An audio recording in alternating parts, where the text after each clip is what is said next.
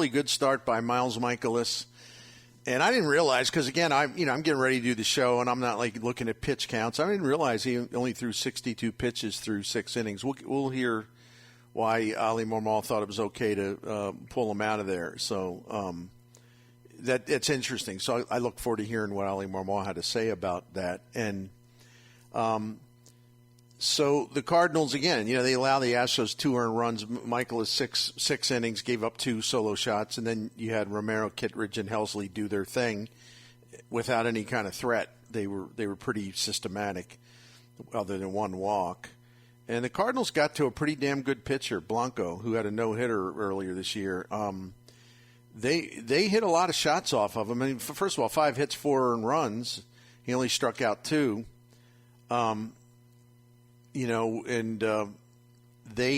This guy came in with an ERA of 240-ish or 250.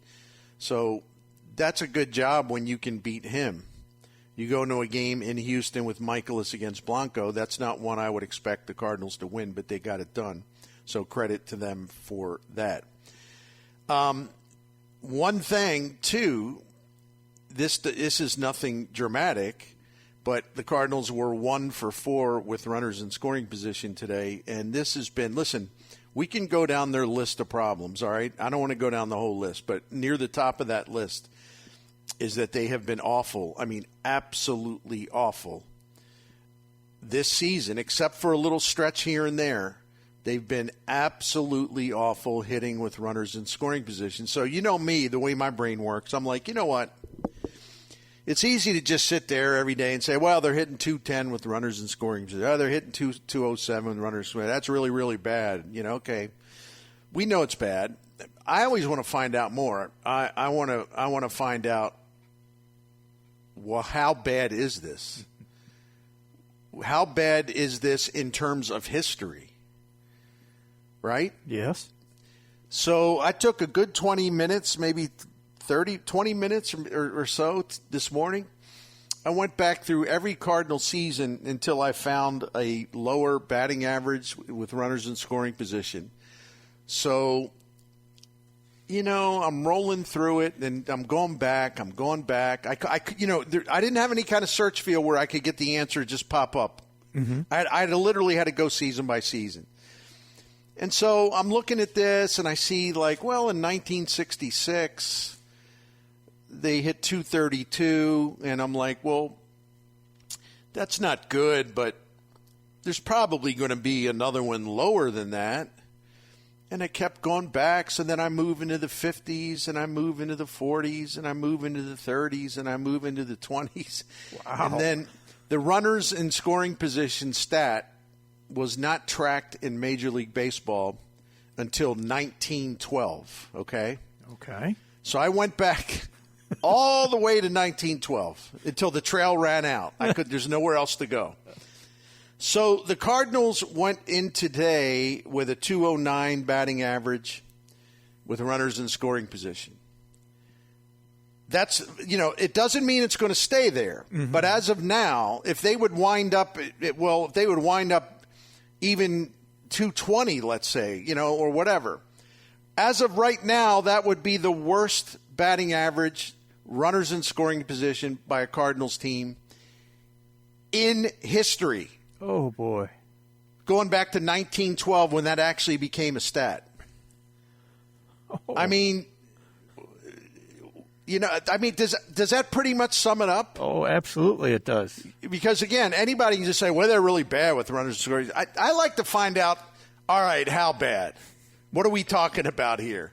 This is historically bad. This is really, really, really bad.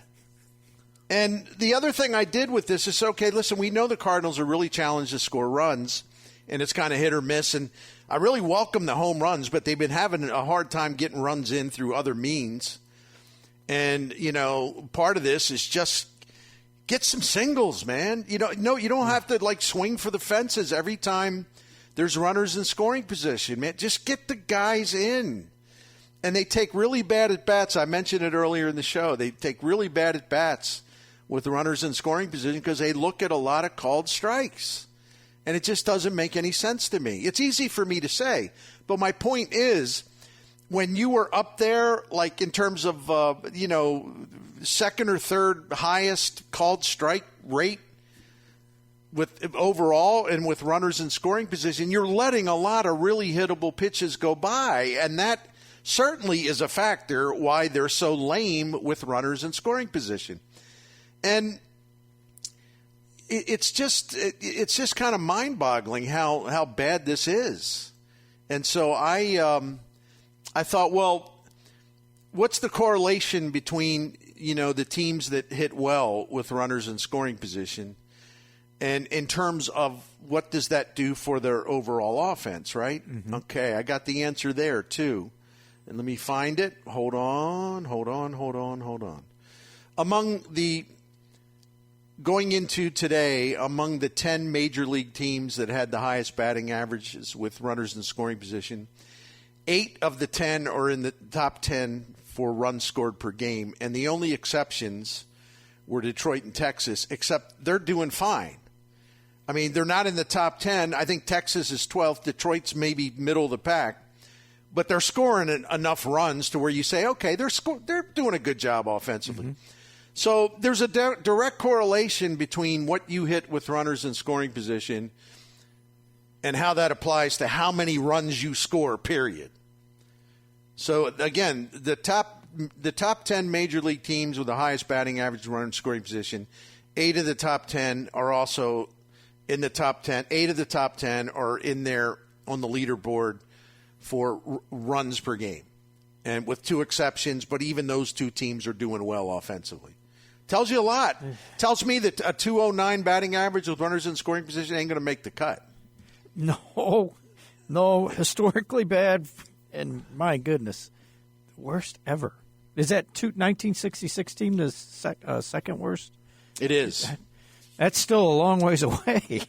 It is. It's like, my goodness. The most recent team that I actually expected to see some lower batting averages, but the most recent team to today, if you go back in time a little bit, mm-hmm. The 1998 Cardinals, which is weird because they had a lot of good hitters, that would be the next lowest at 242, right? Yeah, okay.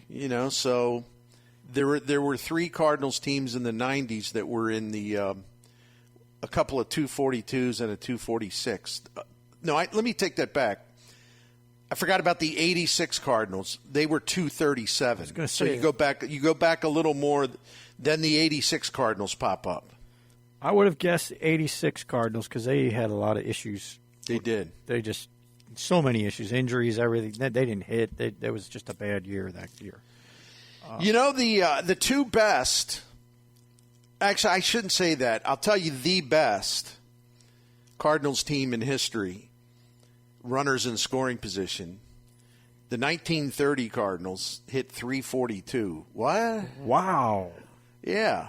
Wow. And the 2013 Cardinals are on this list. I didn't write them down in terms of where they rank, that was just an oversight on my part, but they hit something like 313. I should verify that. I remember that year. They were just lights out. Because Matheny kept getting mad when everybody, including me, would. No, he would. He took it. Well, how can you really keep up hitting like this with runners in scoring position? Because it's kind of an outlier. Teams don't do this, and he'd get real offended by that. I mean, he wasn't like a jerk, but it would bother him. Well, why can't we keep doing it? And I would say, well, because history tells us that it's not sustainable. It's nothing against y'all. It just kind of levels off after a while. Right. You know what? Now, Matheny, I give him credit because, he was right because they did pretty much sustain it all year, much to my surprise. Yes. Well, at least until they got to the World Series. That changed, didn't it? Yeah, but no, I give him credit. I mean, I never thought that they'd end up. Let me pull this up, and I'm almost there, and I apologize. Let me hold on one second. I'm such an idiot. They hit No, it's better. It was even better than I said. This is crazy. And I knew it was a big number. Mm-hmm. That team in 2013 hit 330 with runners in scoring position. Amazing. It is, right? I remember that. I mean, I remember it being good. I didn't remember the exact number, but they just were clutch as clutch could be throughout the year. Alan Craig was unreal that year, if I remember correctly, before he eventually got hurt. I mean, there was just so much going right. You're like, gee whiz, running scoring position. Okay, they're going to get this guy home. They're going to find a way. They're going to get a hit. And it wasn't always clubbing home runs. To your point, like you were just saying with this current group, get some hits. Just get a single and drive the guy in. I mean, a sacrifice fly will do even if it's a tight game, you know? I mean, heck, with the bases loaded last night, at bat by Donovan, all you needed was a hit, kid, and it didn't work. Didn't come through. Let me, to entertain Jim Heuer, who liked that 330 stat. I'm doing this for Jim Heuer. He deserves to be entertained, right? I will take it. Thank you. All right, here were the best Cardinals that year, batting average with runners in scoring position. Molina, 319. Carpenter, 318. Craig, 315. Holiday, 300. Beltran, 296. Adams, 284. John Jay, 276. David Freese, 262. And even Sugar Shane Robinson hit 250. So the point is, there's a lot of great batting averages there, right? Absolutely. And in terms of the fancy pants stat, weighted runs created plus, all you need to know is 100 is the league average. So the 2013 Cardinals had 8 hitters above average, the league average, with runners in scoring position. That I remember how good they were. Man, they were. That's incredible. And Matheny was right. I didn't think, and I don't think many people thought, really, that they could sustain that. But they did, and they stalled in the World Series, but that's a whole different season, you know. Yeah. But you know what? There were hold on, I may have screwed that last one. Well, I up. think that was they couldn't decide they shouldn't be pitching to one guy. Yeah. That killed that. Hey, don't pitch to that guy. Hold on a minute. I screwed up that stat. Let me do this again. Mm-hmm. I apologize. No, not the 330 part. Okay. Because I thought some of those batting averages look a little light. I entered the wrong thing. I apologize. So this is even better now. All right. Individual hitters, 2013 Cardinals, batting average with runners in scoring position. And these are hitters that played regularly, right? Yep. Alan Craig, 454. See, I thought it was some crazy number like that where you go, oh, come on, that's not real. 454. He also slugged 638. Matt Holliday, who I used to get 20,000 emails at the Post-Dispatch. He's never had a big hit, ever. You guys overrate him. He's bad in the clutch. Okay. Matt Holliday hit 390 with runners in scoring position that year. Matt Carpenter, 388.